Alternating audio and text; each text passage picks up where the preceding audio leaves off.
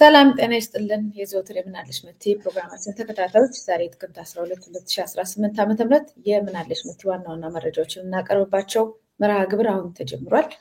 እንደተለመደውን የመታሰቢያ ቀጸላ ደረጃ ሀብተወልድ መረጃዎችን እና ዜናዎችን ይዘን መተናል። አብራችን ቆዩ።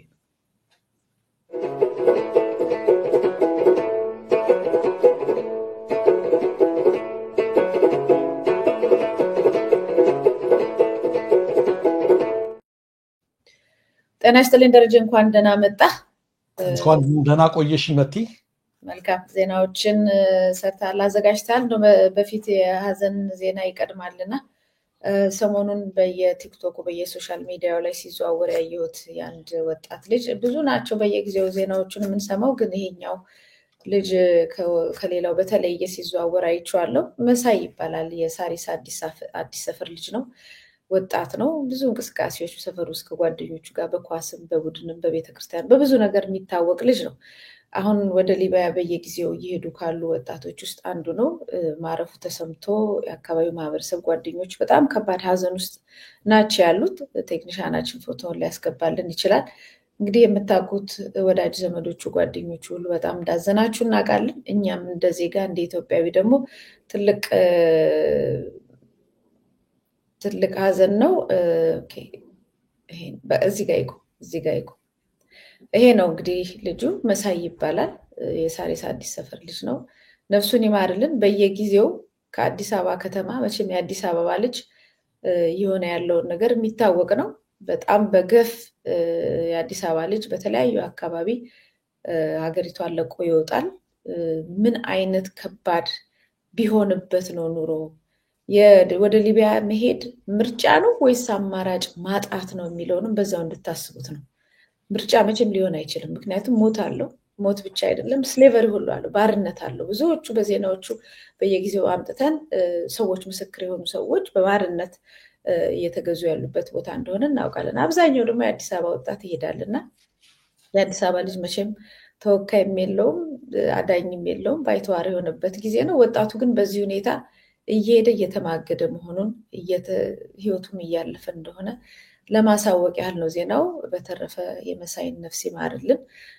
ሌላው እንግዲህ ከሀዘን ዜና ከጀመረን አይቀር ያው ሰሞኑን በድሬዳዋ ባቡር ተጋጭቶ ነበረ። ሰዎች ሞተዋል። ከ14 በላይ ሊበልጥ ይችላል እየተባለ ነው። እስካሁን ወደ 14 ሰዎች ህይወታቸው አልፏል ተብሏል። ነፍስ ይማርልን። ባቡር ተጋጭቶ ከቆመ ባቡር ጋራ ተጋጭቶ ነው ህይወት ያለፈው ተብሏል። መቼም ኢትዮጵያ ውስጥ በየቀኑ የሰው ልጅ የሚሞትበት ነገር በጣም እየሰፋ እየበዛ በየጊዜው ያዘን ዜናዎች በዝተውብናል። ለሁሉም ነፍስ ይማር ብለን ወደ ሌሎች መረጃዎች እንሂድ።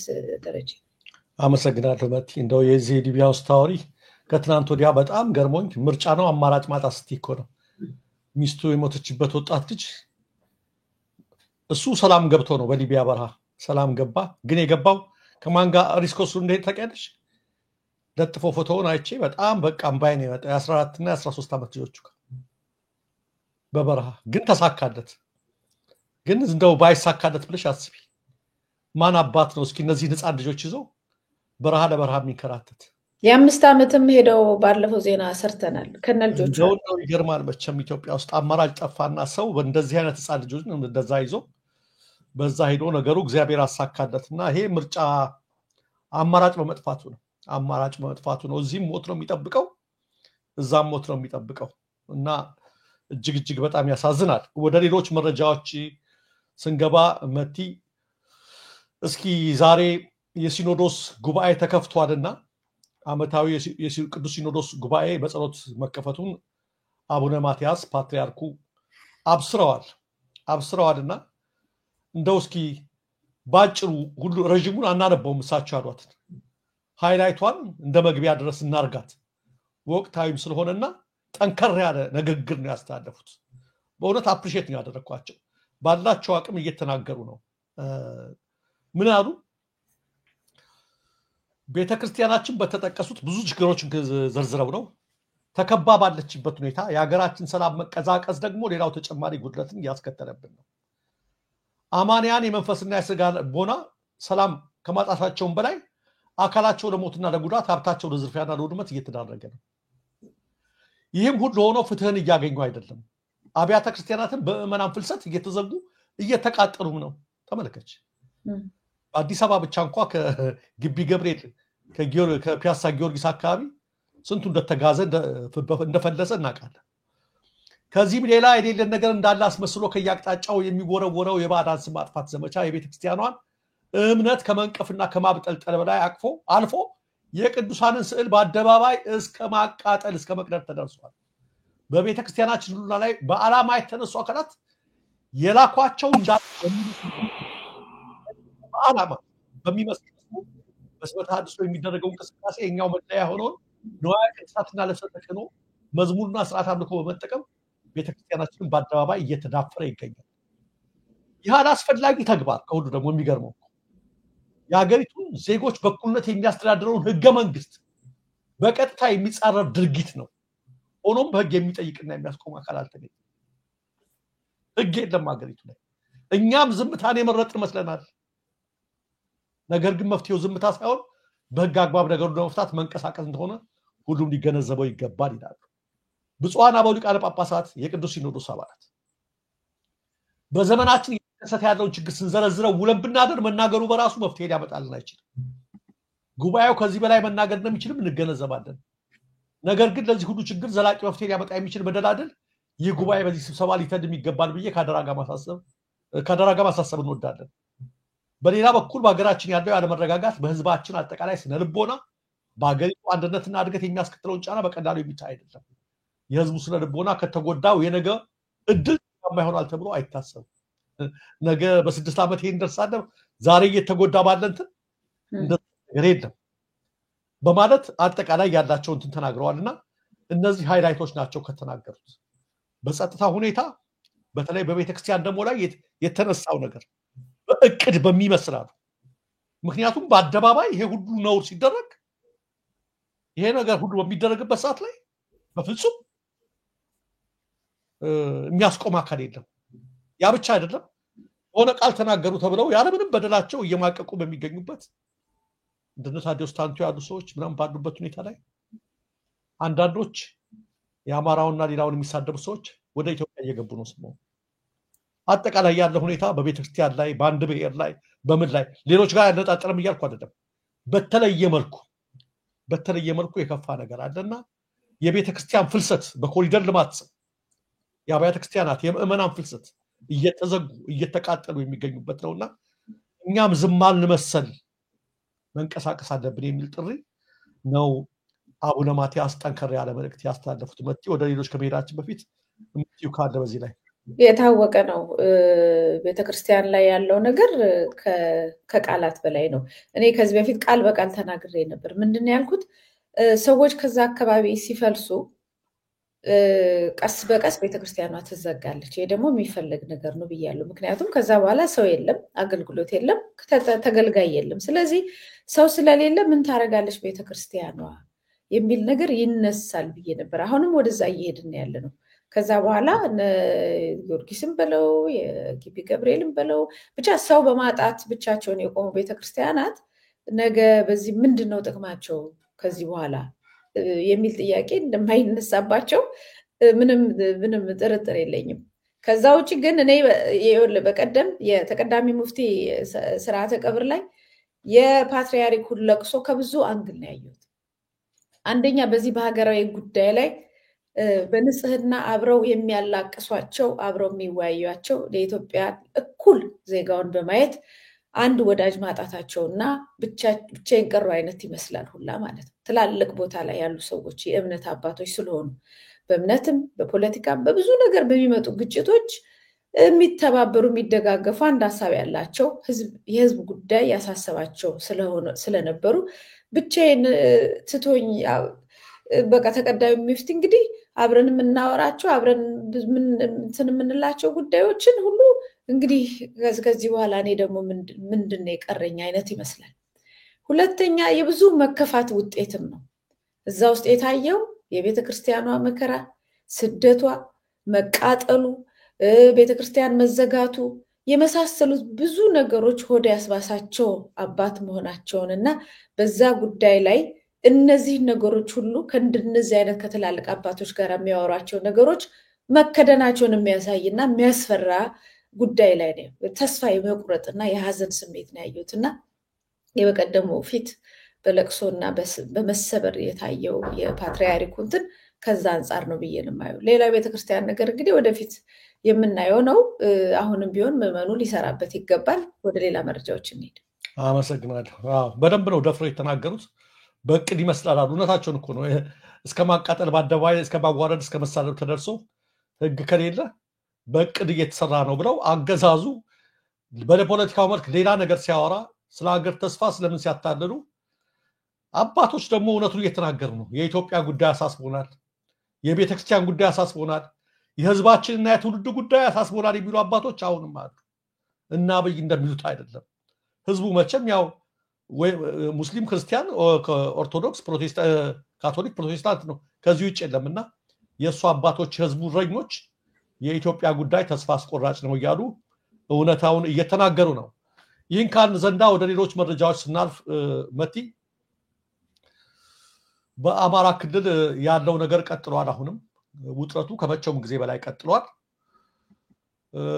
በተለይ በዛሬው ዕለትና በትናንትናው ዕለት በአማራ ፋኖ ህዝባዊ ድርጅት ጠቅላይ ግዛት አጼ ዳዊት ክፍለ ጦር ስር በአባት አርበኛው ጦር ጋር በመሆን ባደረጉት የማጥቃት እርምጃ እና አብይ ባለምጡቅ አእምሮ እያሉ የሚያሞካሿቸው የ101ኛው አየር ወለድ ኮማንዶ አባላት ከፍ ያለ ጉዳት እንደደረሰባቸው የተዘገበበት ነው። ትልቅ ጉዳት ነው የደረሰው። እንደ ሰበር መረጃ የሚዘገብ ነው። የአየር ወለድ ኮማንዶ ኃይሉ ብዛት ያለው ነው። ከሬማ ከተማ በቅርብ ርቀት በምትገኘው ሸፈሬ አምባ ቀበሌ ነበር ሰፍሮ የነበረው። እንዲሰፍር የተደረገው ለሸዋው ዘመቻ ተብሎ ማለት ነው። እዛ በሰፈረበት ሁኔታ ላይ ነው ድንገተኛ ጥቃት የተፈጸመበት። ይህን የገለጸውም የኮሩ የሚዲያና ኮሚኒኬሽን መምሪያ ኃላፊ ነው። ይህንን ጥቃት ተፈጽሞ ለ30 ደቂቃ ያህል የጨበጣ ውጊያ እንደተደረገና በዚህም ብዛት ያለው ኃይል ሰለባና ቁስለኛ እንደሆነ ነው የተነገረው። የጨበጣ ውጊያ ማለት መቲ ተያይዞ ማለት ነው፣ እጅ ለእጅ ማለት ነው። የታጠቀ ኃይል ምናምን የሚሉበት ነው። በጣም ኃይለኛ አደገኛ ነገር ነው የተፈጠረው። በሌላ በኩል ሰሞኑን አንድ ነገር ዘግበን ነበረ። እስቴን የተቆጣጠሩት የአፋብኃ በላይ እዝ ሜጀር ጀነራል ባንታ ባተኮር ፋኖች ብዙ ጉዳት እንዳደረሱ አድርገን ነበረ። ዛሬ በጣም ከዛ አካባቢ ያሉት ከ16 እስከ 20 የሚጠጉ ሚኒሻዎች ከብልጽግና ጋር በቃም ብለው እጃቸውን ሲሰጡ የሚያሳይ ቪዲዮ ደርሶናል። ቅድም አቅርቤዋለሁ። ግን እነሱ ብቻ አይደለም፣ እነሱ ብቻ ሳይሆን ከአዲስ ቅዳም ከተማ ይሄ በሆነበት ሁኔታ በተመሳሳይ ቀን ተመሳሳይ በቃን ከብልጽግና ጋር ያሉ ወደ 18 አካባቢ የሚጠጉ ሚኒሻዎች አሁንም እየለቀቁ ተቀላቅለዋል። እነዚህ ጉና ክፍለ ጦር ደግሞ የተቀላቀሉ ናቸው ከአዲስ ቅዳም የመጡት። ለነዚህ ለሚቀላቀሉት ኃይሎች በፋኖ ኃይሎቹ መካከል እንኳን ደህና መጣችሁ አቀባበል ተደርጎላቸዋል በሁሉም ከተሞች። እነሱ ብቻ አይደሉም፣ በየጊዜው ወታደሮችም ከአሃዶቻቸው በመጥፋት 3ም 4ም እየሆኑ የሚጠፉት በጣም ብዙ ናቸው ይላል። ያው ሲደመር ለመናገር ነው እንጂ ይሄ 3 4 በየሰዓቱ በየምናምሩ እየተቀላቀሉ የሚጠፉት በብዛት ነው ያሉት። አጠቃላይ አገዛዙ ያለ ጦርነት አይሆንም ቢልም ይሄን ነገር በሰራዊቱና አጠቃላይ ያለ ሁኔታ ግን ጦርነት በጣም ሰልችቶታል። ጥንካሬው የለም። ቆመው መሄድ የማይችሉ ናቸው። በሚማረኩበት ጊዜ በረሃብ ተጎድተው ብዙዎቹ አንዳንድ ቦታ ላይ መሳሪያቸውን ሁሉ እየሸጡ ዳቦና እንጀራ እየበሉበት ነው። በቃ ወደ ለነዋሪው ሽጠው ለአርሶ አደሩ ሽጠው ወደ እንትን እየገቡ እዛው ተቀላቅለው ሰርተን እንበላለን እስከ ማለት የደረሱበት ነው። ይሄ የመጨረሻ ደረጃ ላይ ሲደረስ የሚደረግ ነገር ምንም ተስፋ የሌለው ነው። በርካታ ወታደሮች እያለቀሱ ቪዲዮ እስከ መልቀቅ ደርሰዋል። መቼ ነው ማቆሚያው ይሄ ጦርነት እያሉ እየተናገሩ ማለት ነው። ሌላው በአዲስ የቴዎድሮስ ስር የሚገኙት የኮሎኔል ታደሰ ሙሉ ብርጌድ ፋኖች መርአዊ ማለት ከባህር ዳር ቅርብ ከተማ ነች። ዛሬ ወደዛ ወደ መርአዊ ከተማ የከንቲባ ጽፈት ቤት ቅጥር ግቢ ነው ዘልቀው የገቡት። ዛሬ ከንቲባው ጽፈት ቤት ውስጥ ገብተው መርአዊ ላይ ብዙ ጊዜ ነው እየገቡ የሚወጡበት ድንገተኛ ጥቃት በመፈጸም አመራሮች የብልጽግና አመራሮችም እዛ የነበሩ የጸጥታ አካላትም ሰለባ መሆናቸውን ከስፍራው የደረሰን መረጃ ያመለክታል። በዚህ ጉዳይ ላይ ተጨማሪ ማብራሪያ ለመስጠት አልቻሉም እነሱ ራሳቸው ማለት ነው። የከተማ ውስጥ መስተዳደር አጠቃላይ በዛ በኩል ያለው ውጥረት እያየለ ነው የመጣው። በኦሮሚያም ተመሳሳይ በነገራችን ላይ ቪዲዮ ሁሉ ደርሶኛል። በአምቦ ሁሉ ተቃውሞ ሰልፍ እየተደረገ ነው ዛሬ። ወጣቶች ወጥተው ሰዎች ተገደሉ ተብሎ ማለት ነው። ያው በእንትን ይወጡ ማለት ነው በመንግስት ሸኔን አውግዙ ተብለው ይወጡ በጣም ሰልፍ እያደረጉ እየተቃወሙ ነው የሚገኙት። የሆነ ሆኖ በኦሮሚያም የጸጥታ ችግሩ በተባባሰበት ሁኔታ ላይ እስኪ አንድ ፎቶ አለ የሴቶች ታሳይልኝ እንደሆነ እንትናችን ልኬለታለሁ። እነዚህ የምታያቸው መቲ ምን መሰለሽ የኦሮሚያ ብልጽግና ሚሊሻ የነበሩ ባሎቻቸው ከታጣቂ ቡድኖች ጋር በሚደረግ ግጭት በመሞታቸው ሚስቶቻቸው በባለቤታቸው ቦታ ተተክተው እንዲሰለፉ ባስቀመጠው አቅጣጫ መሰረት ስልጣናቸውን አጠናቀው የተመረቁ ናቸው ይላል። እነሱ ደግሞ ለምን ተረፉ ተብሎ ማለት ነው። ለምን ተረፉ ማለት ነውና ሰው እየቀለደባቸው ነው። የቀይ ባህሩ አስመላሽ ኤሊት ኮማንዶ እያለ ሰው እየቀለደባቸው ነው። ግን እስኪ ተመልከች፣ እነዚህ ባሎቻቸውን ያጡ ናቸው። ሚሊሻ ባሎቻቸውን ያጡ ናቸው። እግዚአብሔር ያጽናችሁ ሲመባል ካሳ እንኳ ባይሰጣቸው ማበረታቻ አይዟችሁ፣ ማጽናናት አይዟችሁ፣ ልጆቻችሁ ካላቸው አይዟችሁ ልጆቻችሁ እንዲያድጉ ነው። አሁን የነዚህ ህይወታቸው ቢያልፍ እንደ ባሎቻቸው የነዚህ ልጆች ምንድነው የሚሆኑት? ኦኬ መንግስት አሳደግኩ ሊል ይችላል የሆነ አስገብቶ ያለ እናት ያለ አባት ማሳደግ ምን የሚሉት ነገር ነው? ሆን ተብሎ ማለት ነው። ሰው አጋጣሚ ባደጋ ያለ እናት ያለ አባት ያድጋል። ኦኬ የወታደር ልጆች ሆነው ዋጋ አስከብነ እነዚህ ግን አባቶቻቸው ዋጋ ከፍለው እናቶቻቸውን ማሰለፍ በመንግስት ደረጃ ስራ መስጠታቸው ምን ማለት ነው? የስራ እድል መስጠታቸው ይሆናል እንዴ? ሌላ ስራ ይሰራቸው አይሰራቸው እንዴ? በምናምን ውስጥ ሻይ ማፍላትም የተለያየ ነገርም መዝገብ ቤትም ውስጥ መዝገብ የማመንትን የማድረግ ተላላኪ ብዙ የስራ መደብ እኮ አለ። በዛ ስልታው ያለ ነገር ሊያደርጓቸው ሲገባ ምን ያህል እንግዲህ ኃይሉ እንዳጣ ነው የምትመለከቱው። ህሊና ቢስነትም ነው። እነዚህን አድርገው አሰልፈዋቸዋል። በጣም ያሳዝናሉ። ሀዘነተኞች ናቸው። እናንተም ወደ ሞት መንደር ሂዱ ተብለው የሞት ደብዳቤውን ይዞ እንደሄደው እንደ ኦሪዮ ነው የሚባለው እንደሱ የሞት ደብዳቤያቸውን ይዘው ነውና ምን ያስቡ ይሆን የሚለው ነገር በጣም በጣም ግራ የሚያጋባ ነገር ነው እየሆነ ያለው። አገዛዙ ይሄ ነገር በሁሉም አቅጣጫ በቀጠለበት በአሁኑ ሰዓት ላይ የጦርነት ፕሮፓጋንዳው በቀጠለበት ሰዓት ላይ አቡነ ማትያስ ቅድም የተናገሩትን ሰምተሽዋል መቲ። እሱ ብቻ አይደለም ሶፍ ዑመር ዋሻ ላይ እየተደረገ በነበረው ውይይት እነ ጌታቸው ረዳ እነ ጻድቃን እነ ጁነዲን ሌሎቹ በጣም በሚገርም ሁኔታ እኮ ነው ሶፍ ዑመር ዋሻ መቲ ያለ የነበረ የድሮ ቅርስ ነው። አንድ እውነት ማውራት ቀደብን። ሶፍ ዑመር ዋሻ ከድሮ ከኃይለ ሥላሴ ጊዜ ጀምሮ ሲጎበኝ የነበረ ቅርስ ነው።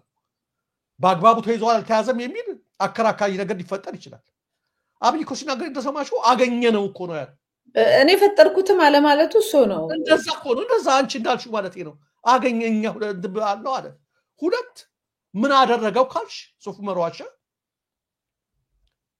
ፋሲል ግንብን አሳመርን ብለው ኖራ ቀብተው ከቱሪስት ውጭ እንዳደረጉት ሁሉ ሶፍ ዑመር ዋሻም ላይ ያደረጉት ቀለም መቀባትና መቀመጫ መደረር ነው።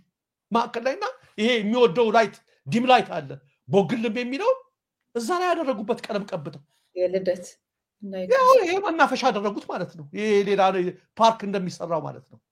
ነገ ጧት ይሄ ነገር ይጎበኛሉ ካልሽ የምንመለከተው ነው የሚሆነው።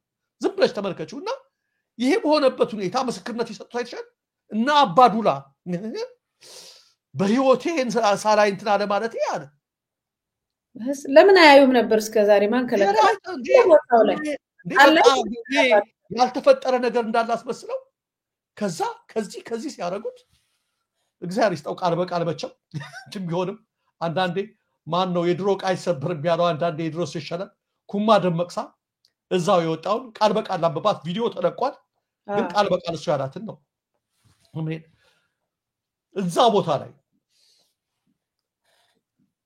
ለምንድነው መሳሪያ የሚያነሳው ሰው ሐሳቡን በነፃነት መግለጽ የማይችል ከሆነ መጠየቅ የማይችል ከሆነ ስለተናገረ የሚገደል ከሆነ መብቱን ለማስከበር መሳሪያ ማንሳት አለበት። በአሁኑ ዘመንም አንስቷል። ስለማደግ ካወራን መጀመሪያ ሰላማችንን ማረጋገጥ አለብን። እዚህ ላይ መሰራት አለበት አሉ። አብይ ያዘው እንትና አይተሽ ከሆነ ትናንትና ንግግሩ ላይ ያቀረበው ፊቱ እንዴት እንደተለወጠ ተመልከቹ።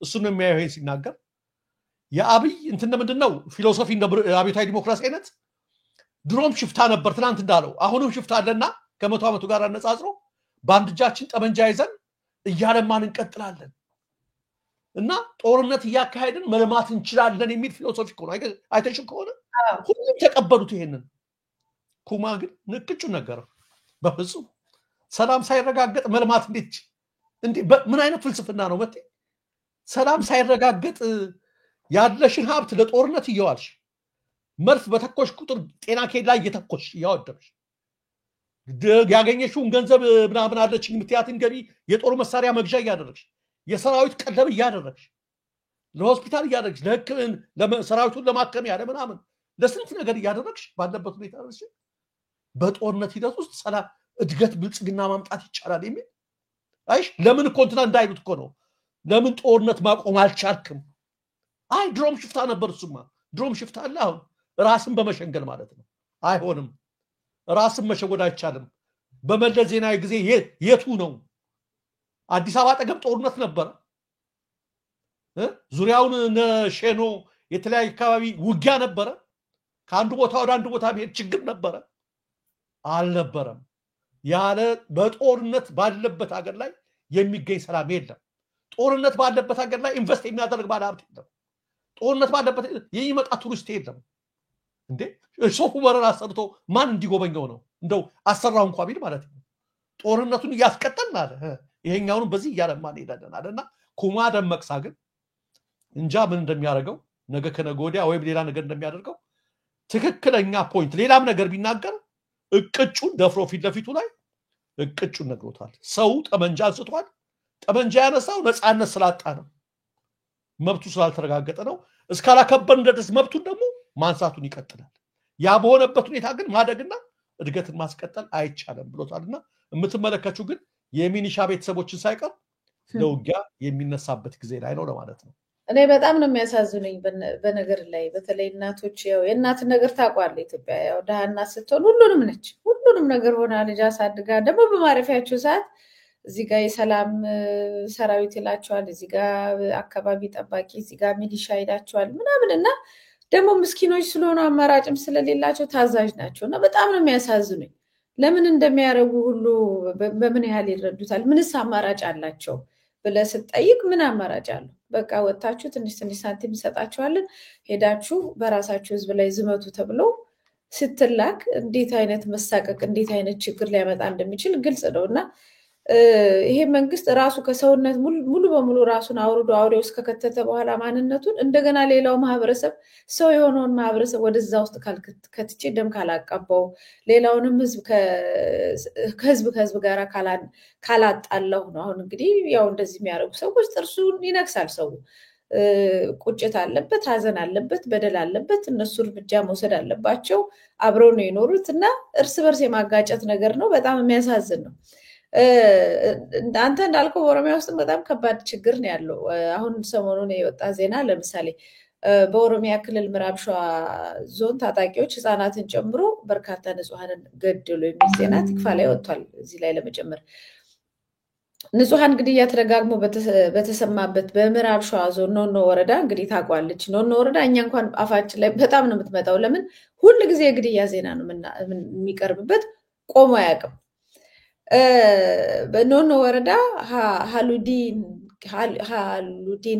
ንንቄ ቀበሌ እሁድ ምሽት በግምት 2 ሰዓት ግድም የታጠቁ አካላት ባደረሱት ጥቃት ከ20 በላይ ሰዎች ወዲያውኑ መገደላቸውን ተጎጂዎች እና የአካባቢው ነዋሪዎች ለዶቼ ቬለ ገልጸው እንትን ያሉት ማለት ነው ገለጹት ጥቃቱ እሁድ ምሽት ነው የተፈጸመው አገር ሰላም ብለው እንደወትሮ ወደ ቤታቸው በገቡ ንጹሃን የኖኖ ወረዳ ሃሉዲንቂ ቀበሌ ነዋሪዎች ላይ ነው የተፈጸመው በአጎራባች የማዕከላዊ ኢትዮጵያ ጉራጌ ዞን ወረዳዎች የሚንቀሳቀሱ ታጣቂዎች ወሰን ተሻግረው ነው ጥቃቱን ያደረሱት ነው እንግዲህ ይሄንን ለምፈልገው በየጊዜው ይሄንን ዜናዎች የምንሰማው አንድም መንግስት ምንም አይነት እርምጃ አለመውሰዱ ብቻ ሳይሆን ማሰልጠኛዎች ይዛሉ ማንም ይነካቸው የለም አሁን እንግዲህ አማራ ክልል በምን ፍጥነት በምን ኃይል እንደሚገባ ታቋለ ምንም ያልታጠቁ ሰላማዊ ዜጎች ላይ ዘግናኝ ግድያ ነው የተፈጸመው ጥቃቱን ያደረሱት ደግሞ በአካባቢው የሚንቀሳቀሱ ጽንፈኛ የተባሉ ታጣቂዎች ናቸውልና ለምን ዳርጌ በሚባል ስፍራ ምሽት ከ1 እስከ 2 ሰዓት ግድም በተወሰደ በዚህ ጥቃት ህፃናትና ሴቶች በስፋት ተጠቂ ሆኗል ብሏል። አሁን ለምንድን ነው በየጊዜው የሚመጣው የሚለውን ነገር ጥያቄውን እዚህ ላይ በቃለ መጠይቅ በምንም ትክፋል አቅርቦታል እና ምንድን ነው የሚሉት ነዋሪዎች እንደሚሉት በኦሮሚያ ክልል ምዕራብ ሸዋ ዞን አጎራባች በሆነ የጉራጌ ዞን አበሽጌ ወረዳ ውስጥ ወታደራዊ ስልጠና የሚወስዱ ታጣቂዎች አሉ። እኚህ ታጣቂዎች በተደጋጋሚ እየገቡ ህፃናትን ጨምሮ ያገኙሉትን በምንም ፖለቲካ ውስጥ የሌሉ ሰላማዊ ዜጎችን እያጠቁ ይመለሳሉ የሚሉት እና እንደምታውቀው ኦሮሚያ ክልል ውስጥ በጣም ሰፊ የሆነ ታጣቂ አለ። በደንብ አለ። እኔ ራሴ ወደ አፋር ሲኬድ አካባቢ አዋሽ 40 አዋሽ 7 አካባቢ ምን ሰዎች እያሳዩን ነበር። በየቦታው ስልጠና የሚካሄድበታል። ለምሳሌ አጣዬ ለምንድን ነው 7 ጊዜ 8 ጊዜ 10 ጊዜ ተቃጠለው ካልክ አለ መሰልጠኛ ቦታ አላቸው። ወደ ከሚሴ አካባቢ ትልቅ የሚታወቅ የሚታይ በደንብ የሚታይ የሚጨበጥ ማሰልጠኛ አለ። ግን ማንም ነክቶት ስለማያውቅ በየጊዜው እነዚህ ጥቃቶች ይፈጸማሉ። ስለዚህ እነዚህ ጥቃቶች እንዲፈጸሙ መንግስት ይተባበራል ማለት ነው። ምክንያቱም እንግዲህ እነዚህ እኮ ጥቃቶች ድሮ ነው የተጀመሩት። በትግራይ ጦርነት ሳይኖር በአማራ ክልል ጦርነት ሳይኖር ያ ሁሉ ሰራዊት ቁጭ ባለበት ጊዜ እነዚህ እንደውም ከጦርነት መልስ በጣም ብዙ ሰራዊት ነበረ ከትግራይ ጦርነት በኋላ። በዛን ጊዜ እየጨመረ ነው የመጣው እንጂ እየቀነሰ አልመጣም። በዛን ጊዜ ምንም አይነት ነገር ኮሽ ሲል የሆነች ነገር ደርሰን መጣን ይላሉ። አሁንም እዚህም ላይ ምንድነው የሚሉት በኋላ ገብተው የጸጥታ አካላት ገብተው እርምጃ ወሰዱ ነው ሊወስዱ ሞከሩ የሚል ነገር ተደርጓል። ከዛ በፊት ለምን ነው የማይደረገው ካልክ አይደረግም። አሁን በቀደም ሰዎች ያቺ ወጣት ልጅ ከሞተች በኋላ ቤተሰቦቿን ሄደው አግተዋል አይደል? ቤታቸው ሄደው። በኦሮሚያ ክልል ግን ከዛ በላይ ብዙ ነገሮች ይደረጋሉ። በመቶ ሺህ የሚቆጠር ህዝብ እኮ ተፈናቅሏል። ማንም እኮ ያቆመ የለም። እና ይሄንን ዜና ለማጋራት ብዬ ነው። አመሰግናለሁ መቲ። እና ዋናው ነገር እኮ ትናንት ራሱ የመለሰው ይመስለኛል ከፍላጎትም ከአቅምም አኳያ እኮ ነው የወደቀው ብልጽግና። አንድ ስልጣኑ ይሞት ብሏል ፍላጎቱ የትናንቱ መግለጫቸው። ሁለት ሰላም ማስፈን አልችልም እኮ የሚል ነው። በቃ ሽፍታ አለ ብሎ ራስን ማሳመን። እስኪ በዚህ ደረጃ አንቺ እያልሽኝ አሁን እዚህ ኖኖ የተባለ ቦታ ላይ 20 ሰው እየተገደለ አይ ድሮ ሽፍታም አለ ድሮ እኮ የነበረ ነው እያልሽ የምታልፊ ከሆነ በቃ ብሎ አቆ አንድ ፍላጎቱ የለውም። መጀመሪያም ባለመኖሩ እንደዚህ የተስፋፋው። ፍላጎቱ ቢኖረው ኖሮ አገርን ቢያስቀድም ኖሮ ያለው አመራር እዚህ ደረጃ ላይ አይደርስም ነበር። ይሄ ሁሉ አመጽ አንድ እሱ ነው። ሁለተኛ ደግሞ አሁን አቅም አጣ። እንኳን አሁን ለሌሎች እኮ ይደርስ እሱ ራሱ በቃ ተቸግሮ ነው ያለው። የራሱ አመራሮች እንደነገርኩሽ ቀደም እኮ መራዊ ከንቲባ ጽፈት ቤት ውስጥ ገብተው ያን ነገር አደረጉ ስልሽ ምን ያህል በቃ አከርካሪው የተሰበረ የጸጥታ መዋቅር የሴኩሪቲ አፓራተስ የሌለው እንዳልሽ አስቀድሞ ጥቃት ከመፈጸሙ በፊት መድረስ የማይችል አንዳንዴ ሆነ ተብሎ አንዳንዴ ደግሞ እንደዚሁ አቅሙ ስላጣ ማለት ነው። አጠቃላይ ያለው ሁኔታ ማለት ነው። እና በፍጹም ለብልጽግና አገራችን አምነን የማንቀመጥበት ደረጃ ላይ ነው የተደረሰው። በፍጹም ኢትዮጵያ ውስጥ መንግስት አለ ብለሽ ዛሬ ደነገጥኩ። ይቅድም በባንክ ደረጃ መቲ 1 ዩሮ 190 ብር በባንክ ደረጃ ሪያ ምናምን ይባላሉ ንግድ ባንክ ጋር የሚሰሩ 190 ብር እና ትደነግጫለሽ። አጠቃላይ እና መንግስት አለ ብለሽ የምትቀመጭበት አይደለም።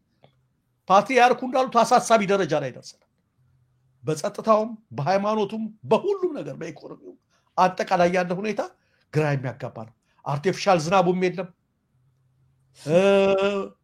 ወደቡ የለም፣ ድፍድፍ ዘይቱ የለም፣ ኤክስፖርት ስንዴው የለም። አሁን ደግሞ ኒውክሌር ብለው መጥቶ የለም። እሱም ምናልባት ኒውክሌር እያብላላ ነው የሚባለው ሰውዬ አላቅም። ያው ወይ ወጥ ምናምን ሊሰራ ይችላል። ሌላ ነገር የለም። የለም በሌላ እኮ ነገር የተሾመው ድሮም ኒውትሪሽን ያጠናው አሉ ሰውየው። ኒውትሪሽን ስለሆነ ይሆናል ያን ያብላላ ይሆናል እንጂ ከማቁላላት ወደ ማብላላት እኮ ነው ያመጣው። የማይሆን ነገር ነው የተባለውና ሁሉም ነገር የለም እና የምንቀመጥበት አይደለም። አንዲት ነገር ደግሞ እዚች ላይ እንደው ለመናገር ለነ ጌታቸውም ለሌሎቹም መቼም እነ ጌታቸው ረዳ ለምን አሁን አብይን አሞገሱ አሞካሹ አይደለም። ሲወስዳቸው ከነበሩበት ቦታ ሂደዋል፣ አንዴ መጥተዋል። ግን አንዳንዴ እንደው እንትን ስንልም እንደው ምክር ቢሆናቸው ብዬ ነው። ግልብጥ ስንልም እንትናችንን ሳደረቅ ቢሆን ይመረጣል። እንደው ኤክስትሪም አብይ ማለት እኮ የፖለቲካ ድንቅ ነው ካላጭበረበረ በስተቀር ሀገር መምራት አይችልም እያለ ሲናገር የነበረ ጌታቸው አብይ ለምን አሞገስ ካንለውም ትናንትና በነበረው ውይይት ላይ አንድ ነገር ሲናገር ታዘብኩት ነው። ድሮም እኔ እዚህ ባሌ መጥቼ ነበር የመጣ ነው እንኳን እዚህ ያኔ ለመስራት መንገድ ሳይሆን በዛ ጊዜ በተበለ ጊዜ ለምን መንገዱን አሰሩትም አልኳቸው ቢያንስ ለዝርፊያ እንዲመቻቸው አልኳቸው ብሎ ጨመር አድርጎ ሊያስቀው ሞክሩ። ቲፒኤልኤፍን እኛ የምንቃወመው አይደል ታግለንም ያመጣነው እንደው ጥናቃለን በቲፒኤልኤፍ ላይ ደጋግሜ ተናግሬዋለሁ። ግን በጌታቸው ደረጃ ትናንትና ዛዋሻው ባለበት ደረጃ ላይ ሌባ እያለ ሲሳደብ አሁን በዚሁ ቅጽበት ራሱ ማለት ነው አንድ ራሱንም ነው ሁለት ሰው ይታዘበዋል። እስከዚህ ድረስ እንደው እንትን ነው የሚሆነው። ማንም አልቆነጠጠው መቼም አሞግሰኝ ብሎ ነው የወሰደው ያሞግሰው። ግን ይሄንን እየጨመረ አስቃለሁ ይሄ ንጉስ አጫዋች እንደሚባለው እሱን አደርጋለሁ ሲል መውደቅ መውረድ በጣም እንደው ከንቱም ላይ ተሽራቶ መጠፍጠፍም ስለሆነ ከእንዲህ አይነት ነገር አንዳንዴ ለምን አይተች አይደለም ይተቻቸው እንደፈለገ ይበላቸው። ግን ፈርዘር ሄዶ በዚህ ደረጃ ላይ ራሱንም ነው ዴባ ያለው ሁለት አያስቅም ትዝብትም ላይ ነው የሚታዘብ ሰው አለ ነው ለማለት መተዳደሪያ ደንብ ነው የብልጽግና ድርጅት መተዳደሪያ ደንቡ አብይን ማወደስ ነው። እሱን ካላረጋግጥ በቃ ያወድስና ፈርዘር ይጀልልኝ ማለቱ ትዝብት ላይ ይጥለዋል። ማንም አይዞህ እንደው አይለው ምንም ቲፒኤልኤፍን ብንቃወም ብንብል ጌታቸው እንደዛ ብሎ ሲሳደብ አንስቅም። ማንም የሚስቅ የለም ይሄን ነገርና እሱን ነው ትናንትና ተንቤን ዋሻ ነበር ቆላ ተንቤን ዋሻ ነበር ያን ነገር ሲያደርግ ዛሬ ደግሞ ሶፍመር ዋሻ ሆኖ ያን እያለ ነው አቃለው። በሚቀጥለው ጊዜ ጌታቸው ረዳ የሚያሳትምልን መጽሐፍ ከቆላ ተንቤን ዋሻ እስከ ሶፍመር ዋሻ እንደሚሆን ተስፋ አደርጋለሁ። ግን የትኛው ሌላ ዋሻ ላይ ሆኖ ሊሆን ይችላል ደግሞ እሱ የሚጽፍልን እንደዛ ነው ማለት ነው በእኔ በኩልና አንዳንዴ ስትደግፉም እንደው በልኳ እንደው እንደዛ እንደ እንትና አለም ሆን አሁን አንዳለ እንደው እንጂ አንቺ ሚዲያ ላይ አልጠራውም ስሙን እንጂ ደስ እንዳይለው ብዬ እንደው እንደዛ ሰው ትናንትና የተከተለተሉ የአብይ ውሽቶች አብይ እንትና እያለ ሲናገር የነበረ ሌላው ቀርቶ አብይ ሳይክል ኩሽኔታ ሲነዳ ልጄን መሰለኝ ብሎ በውይይት ላይ እኮ ነው የልጁን መጫወቻ ብድግ አድርጎ በቲ ያሳየ በውይይት ላይ ይሄ ልጅ መጫወቻ አለ ይሄን የመሰለኝ እንዴት ለዚህ ለህፃን ሀገር ይሰጣል እያለ በጣም የሚገርመኝ ነገር ቁስል እያለ የሚናገር እኮ ነው። ሁሉም ነገር ስሜታዊ ይሆናል። ውሸት መሆኑን የምታውቂው የካድሬ ነገር የካድሬ እውቀት መጥፎ ነች። ለጥቃቅኗ ነገር በስሜት ብሎ ይናገራል። አሁን ደግሞ አብይ አይተሽ ከሆነ አሰብ ላይ ያን ነገር ጦርነት ስንት ነገር ሲናገር የነበረ ሰውዬ በፍጹም አንድ ሰው እንዳይዋጋ ሲል የነበረ አብይ ታሪክ ለወጠ። አብይ እንዲያደረገ ልክ አሁን ጌታቸው ረዳ እንዳደረገ ሁሉ ግልብጥብጥብጥ ያለ ነገር እየተመለከትን ያለ ነውና ስንደግፍም ስንቃወምም በልኩ እናድርገው። አንድ ልጅ ርቦት መጥቶ እናቶች ማዘር የምታወራኛለ አንዳንዴ ሂደሽ እንደራበሽ ችኩል አድርገሽ ትበይና አከል ላይ ደህና ትሆኝና መጨረሻ ላይ ደግሞ እንጀራው እንዲጣልጣል ማለት ትጀምሪያለሽ።